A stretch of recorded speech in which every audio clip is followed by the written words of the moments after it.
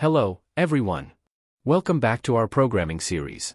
Today we are going to see about SkillRack daily challenge, that is binary of binary integer. The dectobin function takes an integer n as input and converts it to its binary representation.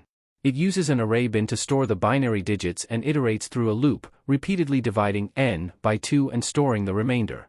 The binary digits are then processed in reverse order to form an integer x by multiplying the current value of x by 10 and adding the binary digit.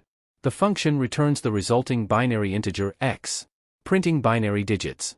The dec function takes an integer a as input, previously obtained from the conversion using dectobin.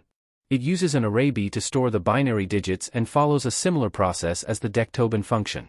However, in this case, the function prints each binary digit directly without forming a new integer.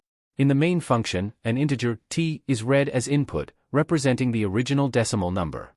The dectobin function is called to convert t to its binary representation, and the result is stored in the variable a. The dec function is then called to print the binary representation of a. I hope you found this explanation helpful. Don't forget to like, share, and subscribe for more programming content. Thanks for watching.